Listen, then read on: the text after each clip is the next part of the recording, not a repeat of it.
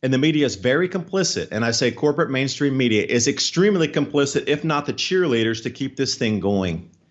They're very dependent on it as well. The advertisers won't buy if there's nothing to sell. Adapt 2030 Mini Ice Age Conversations covers changes in our climate due to a new and intensifying grand solar minimum, and the media overlooking, downplaying, or burying cold weather changes occurring on our planet. This is in order to keep the global warming agenda steaming full speed ahead.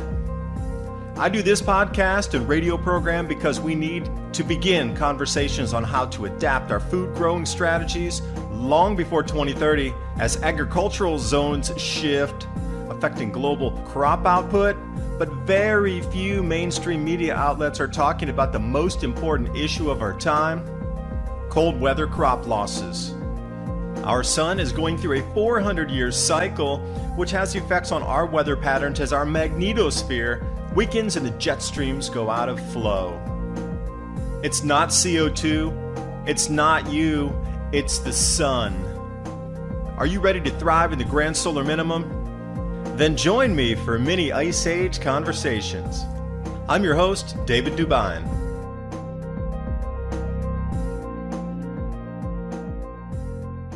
And I do welcome you this morning, this afternoon, this evening, wherever you are across the planet. Welcome to our world. Again, I'm your host, David Dubine. Mini Ice Age Conversations here on Revolution Radio, Studio A, 10 p.m. to midnight every Thursday, bringing you the latest in the grand solar minimum intensification, signs of the times, what's happening across our planet. We're ticking off the boxes right now of grand solar minimum is intensifying, how it's going to affect your life, how you can prepare, protect your families, yourself, and thrive as these economic changes pervade the planet. You know, the weather changes that we're seeing right now, it's only one part of it. What about the economy that's affected behind that? You know, that's the whole reason I'm doing the channel is the climate. That's only really one facet of everything moving forward.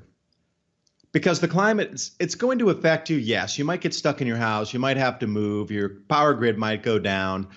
But in reality, everything else bending around that is about food production, just-in-time delivery, and then in turn, how that will affect our societies if food prices double and triple routinely. The flux, I guess it's a pendulum of when we get to something that we saw in the 1600s with barley prices across Germany and France, 4x increases on the base staple foods in lean year harvest, but then it would swing all the way back to about what you would consider normal when they had good years. So it'd be about 3 years of incredible high prices, and then it would swing back by 2 years of normal pricing. And then it would swing back again, double, triple, quadruple pricing, and then back again. It's an undulating pendulum of food price swings. So think about that moving forward. The reason I would bring up and talk about all these changes that are happening is because I really want you to pin it and put it together, connect it with the economy, because that's what's going to be affected. Your ability to make money to feed yourself and the way the economy is going to shift, morph, and spin as people stop spending on certain items to spend more money for food. But first you have to understand the causation of why it's happening. Why would people spend much more money on food? And once you understand that pivot point there, then you can see and look back behind your shoulder on the left side to see all the weather changes that are happening with this grand solar minimum intensification. Remember, this only comes on once in a 400-year cycle, at least on the regular duration. It's pinging it every 400 years. Look back through history, you'll see the same effects. We go back 1600s, 1200s, 800 AD, 400 AD, and go back to right to the beginning of the first millennium, 79 AD, approximately in that era from 39 AD to 79 AD, massive changes. And then we can ping it back and go back before the BC era, and we start to see the same thing, 400 BC, 800 BC, 2700 BC, and it's just a cycle. We should all be asking ourselves, if this is happening, it's provable by science, why isn't anybody talking about it or helping us warn or get ready and get our societies, our communities, our cities, our countries ready? Why are governments across the planet remaining silent? It is going to be the biggest event of not only your generation, but multi-generations. I wonder why everybody's staying so silent.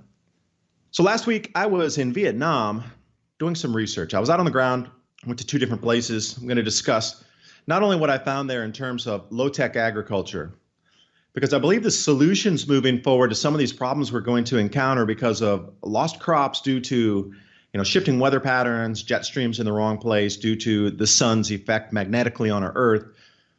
We're going to have to think of different solutions moving forward to supplement not only the grain supply, but the protein supply. So I went to Vietnam to get the lowest tech I could. So I was looking for low-tech fish farming techniques, low-tech, high-value water flow techniques off the mountains or low hills areas, because trading is going to be a big thing, and you're going to have to think about value proposition and what was used, what was not used. I also have been reading a couple of books on the war in Bosnia in terms of what went on there in that year and a half under siege and what was the most valuable as everything broke down in terms of society.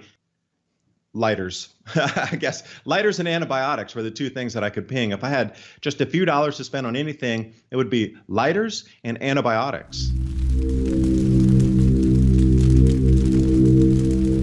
I went to Vietnam because we need to bring back to basic. Everything's so high tech these days. We need to look beyond the high tech to solve the problems of the high tech world today, going back to the lowest tech that we can find, and then maybe build some modern tech in there. Not just starting with the super high tech and then, vertical gardening it out and doing this. The rest of the world doesn't operate like that. If you're thinking vertical gardens and LED lights and pumps and things bringing indoor greenhouses, etc., you're in the top 20% of the world's population. The rest of the world still lives very, let's say, they use gravity a lot. They use nature a lot to help them farm. Not only did I check out the low-tech techniques of what's going on, not only in the hills, but also in the sea, but I talked to a lot of travelers while I was there, and I want to give you some of the accounts and tales. And again, I'll start with Sweden because the same thing is happening. Why aren't people asking questions? Did you know that Sweden just reinstituted their draft, or not that really, it is a draft, but each male is required now to do the 2 years of service, which they'd gone away from for about 30 years. They were talking about Sweden and the Northern Lights, etc., where we could really go. And I was asking about, have there been more and more Northern Lights? Like, what's the climate changing up there? And then it really quickly turned to, they reinstituted just this last year, mandatory service for males. And then I asked them a question. Is anybody asking why? Why was there a lapse of 30 years? Why did they start right now to do it? That was kind of a quirky thing that was. So I'll cover a few accounts of tales of people who talk to. If you're only half awake across the planet, at least in the Northern Hemisphere, you're going to start to see all these changes happening now. These same words, again, historic, unprecedented, never seen, April snowfalls, record rains, record, historic.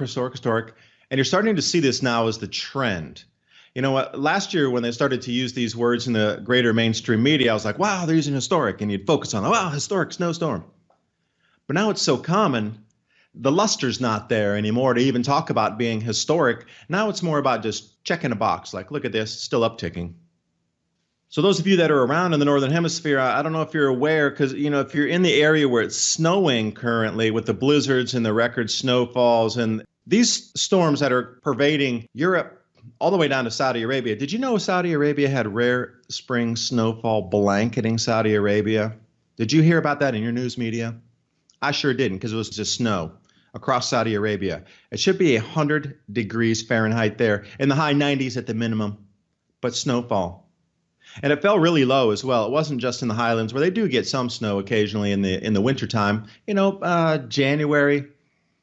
They'll occasionally get some gruel, which is a mix between snow and hail. It's kind of, you get those little strange, they're not even pebbles. They look just more like somebody hacked off a piece of a snowflake and threw it down there mixed with ice. They get that occasionally. And it might accumulate to, an inch, maybe two. Some places where the wind's really blowing on a mountaintop up there, they might get a few inches. But not where you're getting massive areas of Saudi Arabia covered in snowfall. And so some of these outliers are really starting to be felt and seen that don't make sense any longer. April snowstorms across the United States, Quebec, and Europe. Okay, we get snow in April. That's not a crazy out of the possibility thing happening. Blizzards and all-time record snow shattering records by 5 and 6x of the oldest records of all-time record snow. Yeah, you might look at that and say, wow, that's interesting. But then it's Pakistan, and then it's Japan, and it's Europe, and it's Canada, and the United States. All records smashed as far as you can go. Incredible. And then we have this Saudi Arabian snow event. We got the record floods in Brazil. Like the atmosphere is starting to compress and create just more precipitation events as this magnetosphere, the magnetic protection around the planet, starts to weaken. The more galactic cosmic rays come in, they form more clouds. So you get this feedback loop happening at the same time. The feedback loop's going to continue to intensify, and that's the whole thing. Delaying planting. The UK, it's lambing season. They're having an enormous amount of deaths across the livestock industry in the UK due to this. Precipitation, as well as snow and blizzards in the same areas that were hit by the all-time, just devastating, unbelievable flooding. The shell game continues there as well. The USDA, I'll quickly touch on this before we move into the current weather, because there's so many warnings out there, it's mind-boggling. How many warnings are there across how many continents? And you're not going to get to the store for supplies type of information and events happening. If you've been following the massive record rains that have swept down the Mississippi and inundated huge storage facilities further down past Mississippi into Louisiana, etc. But the USDA, what they quickly did to try to calm everybody's fears, not spook markets as to what happened and how devastating it is, they're doing anything they can in the USDA to try to assure you that, hey, in the future, don't worry. Everything's cool. Everything's good. Keep working. Keep saving for retirement. Because if you don't do that, that's another effect on the economy. People pulling their money out to get ready for the grand solar minimum. So across the world's news media, they are going to do everything taking you kicking and screaming to keep you in your box. You go out of your box, the economy collapses, and they don't want that prematurely to collapse. And what do I mean by that bold statement, David? As I was told by a traveler from Switzerland. People in America, well, I should say the world, the banking system that they're using is built on fractional reserves. And every dollar you put in allows banks to loan out exponential amounts of that. Could be 10x, 12x, 20x. So for every dollar you put in, they're able to loan, let's say conservatively, $10 out on something. Building project, infrastructure, real estate, home loan, student loan, whatever. A dollar in of your money into a bank allows $10 to go out the backside conservatively. It's more actually, but I'm just being very conservative with 10. The inverse is so true as well. You pull a dollar out, they need to subtract 10 back.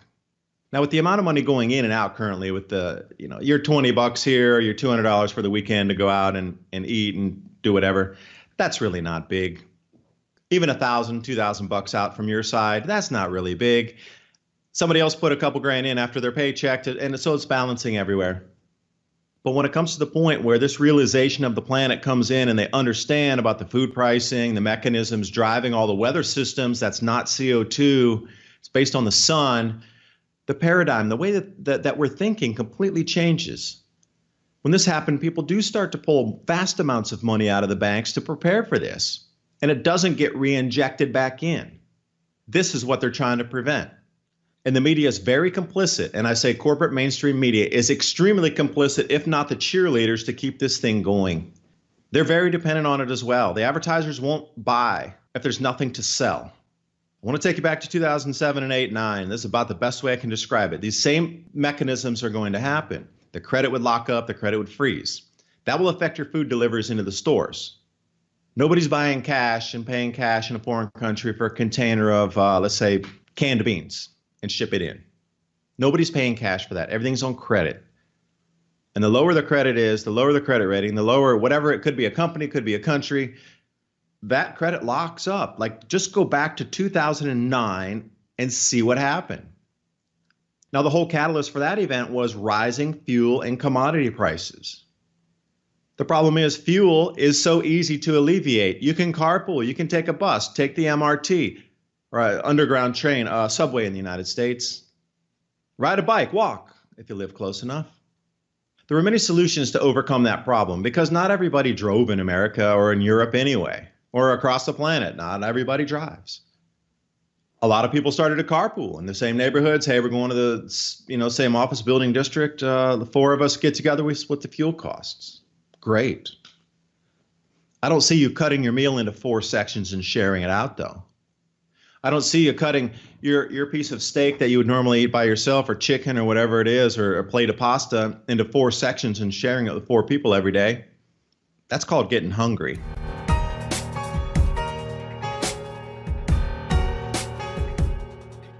And during these uncertain times, I've teamed up with My Patriot Supply long-term food storage, a nice, affordable starter kit, 2-week food supply, 1,500 calories per day, breakfast, lunch, and dinners, plus the 4-gallon storage containers included in that. This is a good first step in getting more self-sufficient. So you just need to spend more money on food, like you spent more money on petrol in 2009 and 8. With all those prices rising up, people shifted their spending habits out of necessity. You go to work and drive there, or you lose your job. Let me see. I think I'll use the petrol, even though it costs $6 a gallon, which, by the way, for anybody in the United States, is extremely cheap. It's still $4 in many places across the planet. $4 is the normal range, $4 to $5. During 2008 and 9, some of the prices out in these areas were up to $10, $11 a gallon. You thought it was difficult in the U.S. with $6. Try 11. So the United States has some very, very, very cheap fuel prices in comparison to the rest of the planet. Now, I'm not taking into consideration the Middle East, where it's like still 25 cents or something, where they produce it, pump the oil, produce and refine in the same places, and they give the subsidies and let everybody have almost free fuel just to keep everybody happy. The shift in spending, the pull out of all the resources of the banking industry. This is what scares the current system that's in place, this archaic, dark energy, hierarchical, manipulating system that has kept us down for how many thousands of years now? Particularly in the last, say, 1,000. It's been the same system of control of there was a king, a queen, monarch, whatever you wanted to call it, emperor, at the top, and it's always been that top-down pyramidal structure.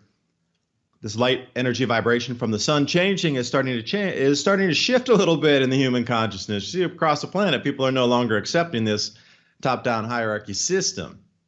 They're going to take you kicking and screaming into the night to keep you in the same mind frame, the same economic spend patterns, because if those are altered in any way, the current system collapses before the true collapse would come. And, it doesn't have to be a collapse. That's what, irks me a little bit.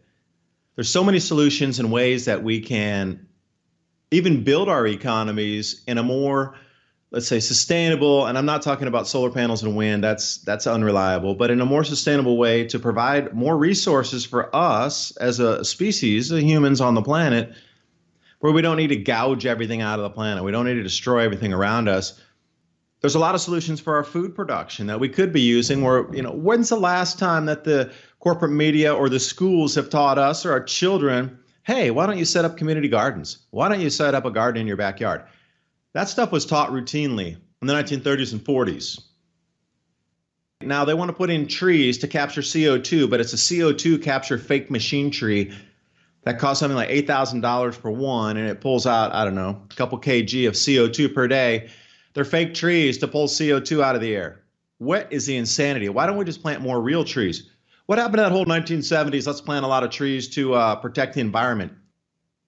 Again, what is with the corporate media just dissuading from everybody from being anything self-sufficient, using natural solutions to all the problems we have? Like instead of spending hundreds of billions of dollars on all these ridiculous CO2 capture storage device conferences where everybody flies in planes to go there and then they put more CO2 up to go attend a conference that says use less CO2. All the devices being manufactured, retrofitting factories, all the CO2 involved in the production of it, the delivery of it, manufacture of it, the extraction of the minerals, all of the CO2 involved in that to make something that eventually 25 years later breaks even on the amount of CO2 produced during the manufacture process until it actually really takes 1 kg of CO2 out of the air. It's about 25 years on these trees. They're ridiculous. And the CO2 capture storage units, they're so small. They're going to do nothing for the atmosphere. Why don't we take those hundreds of billions and use them for massive tree planting programs across the planet?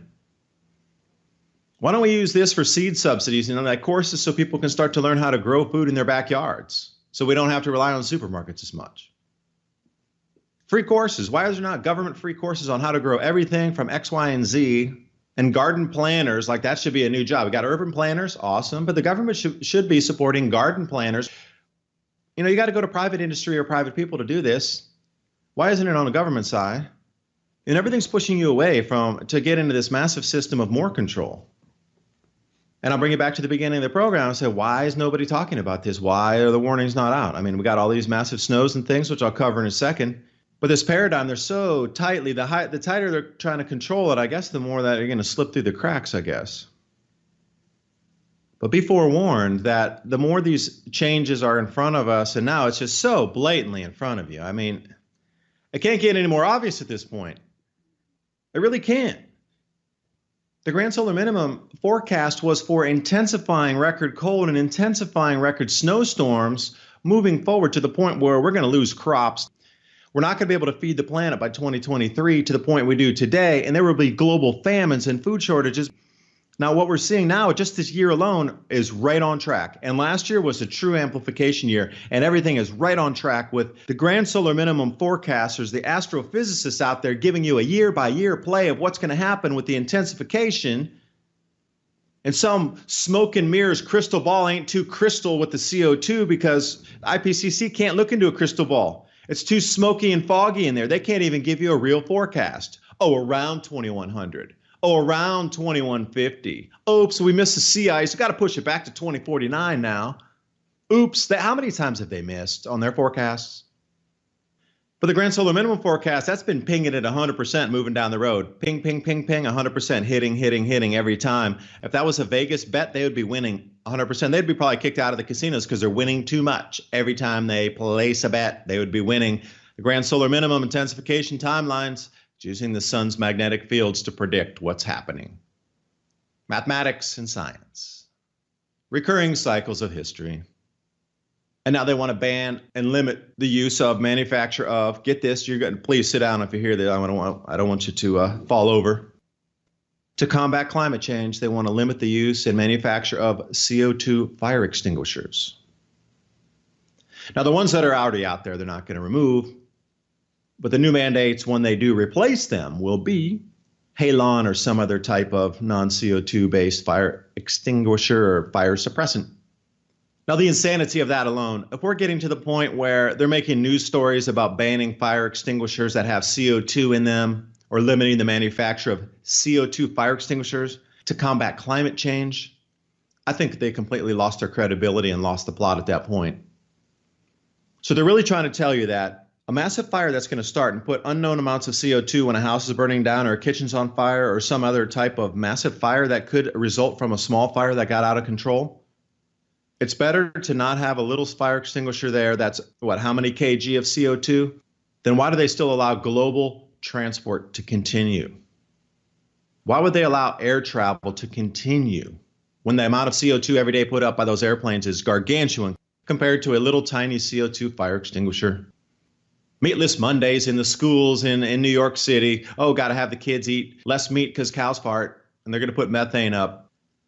They never talk about termites. Termites put up, 25% of all the insect life and the decomposing biosphere of our world put up more CO2 than humans do every year exponentially. So when we get into this ridiculous, babiculous banning or reducing manufacture of CO2 fire extinguishers, they're losing the plot. Truly, it's lost the plot. We're into like insane asylum times now when this is making the headlines compared to something like rare spring snowfall in Saudi Arabia. They're trying to protect the economy is what they're trying to do. And they're trying to continue to brainwash and indoctrinate everybody into it's CO2, it's CO2. Have you noticed the ramp up of articles in this last year? Since the weather changes in earnest are really shifting, and there's a lot more awareness of the grand solar minimum, which I'm super happy for. And I really want people to get prepared. That's why I spend the time doing my channel and putting all the information and research out. I want to get prepared to understand the changes, the mechanisms. If you're more prepared, it's going to be a better place for us all. Can you imagine 5,000 families and people being prepared compared to like 2?